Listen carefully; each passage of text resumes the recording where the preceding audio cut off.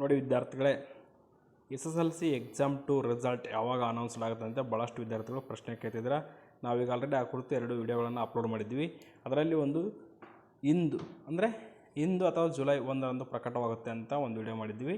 ಇನ್ನೊಂದು ವಿಡಿಯೋದಲ್ಲಿ ಏನು ತಿಳಿಸ್ಕೊಟ್ಟಿದ್ವಿ ಅಂದರೆ, ನೋಡಿ ವಿದ್ಯಾರ್ಥಿಗಳೇ, ಜುಲೈ ಮೊದಲ ವಾರದಲ್ಲಿ ಸ್ಟಾರ್ಟ್ ಆಗುತ್ತೆ ಅಂತ ತಿಳಿಸ್ಕೊಟ್ಟಿದ್ವಿ.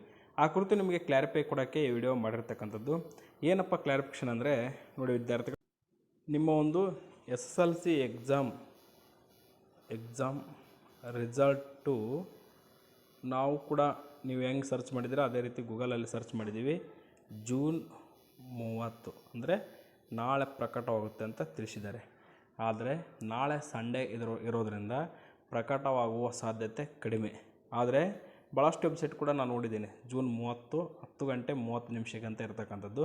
ಆದರೆ ಪ್ರಕಟವಾದರೆ ಜುಲೈ 1ಕ್ಕೆ, ಇಲ್ಲಾಂದರೆ ಜುಲೈ ಮೊದಲ ವಾರದಲ್ಲಿ 100% ರಿಸಲ್ಟ್ ಪ್ರಕಟವಾಗುತ್ತೆ, ಜುಲೈ ಫಸ್ಟ್ ವೀಕ್. ನೋಡಿ ವಿದ್ಯಾರ್ಥಿಗಳು, ಇಲ್ಲಿ ನಾವು 2 ವಿಡಿಯೋ ಮಾಡಿದ್ವಿ. ಏನಪ್ಪ ಅಂದರೆ, ಒಂದು ಇಂದು ಅಥವಾ ಜುಲೈ 1ಕ್ಕೆ ಅಂತ, ಇನ್ನೊಂದು ಏನು ಮಾಡಿದ್ವಿ ಅಂದರೆ ಜುಲೈ ಮೊದಲ ವಾರ ಅಂತ. ಅದು ಕ್ಲಾರಿಫೈ ಕೊಡ್ತೀನಿ ನಿಮಗೆ, ಯಾಕೆ ಆ ರೀತಿ ಸಮಸ್ಯೆ ಆಯಿತು ಅಂತ.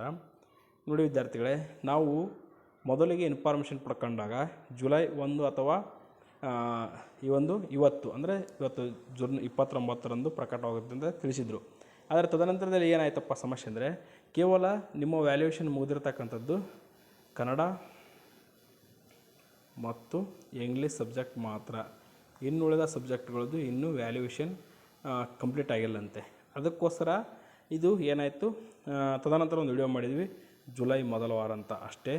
ದಯವಿಟ್ಟು ವಿದ್ಯಾರ್ಥಿಗಳೇ, ನಮ್ಗೆ ಗೊತ್ತಾಗುತ್ತೆ ನಿಮ್ಮದು, ನೀವು ಯಾಕಪ್ಪ ಅಂದರೆ ನೀವು ಕೂಡ ಇನ್ನೂ PUC ಅಡ್ಮಿಷನ್ ಮಾಡಿಸ್ಬೇಕು, ITI ಡಿಪ್ಲೊಮೊ ಈ ಥರ ಕನಸು ಕಂಡಿರ್ತೀರ, ನಮ್ಮ ರಿಸಲ್ಟ್ ಏನಾಗುತ್ತೆ ಅನ್ನೋ ತುಂಬ ಆಸೆ ಇರುತ್ತೆ. ಅದಕ್ಕಾಗಿ ನಾವು ಕೂಡ ಭಾಳಷ್ಟು ಇನ್ಫಾರ್ಮೇಷನ್ ಪಡ್ಕೊಂಡು ಅಪ್ಡೇಟ್ ಮಾಡ್ತಿರ್ತೀವಿ.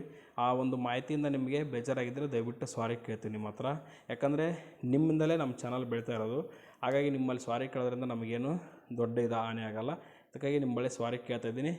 ನೋಡಿ, ಪ್ರಕಟವಾದರೆ ಜುಲೈ 1ಕ್ಕೆ, ಇಲ್ಲಾಂದರೆ ಪಕ್ಕ ಜುಲೈ ಮೊದಲ ವಾರದಲ್ಲಿ 100% ನಿಮ್ಮ ರಿಸಲ್ಟು ಪ್ರಕಟವಾಗುತ್ತೆ.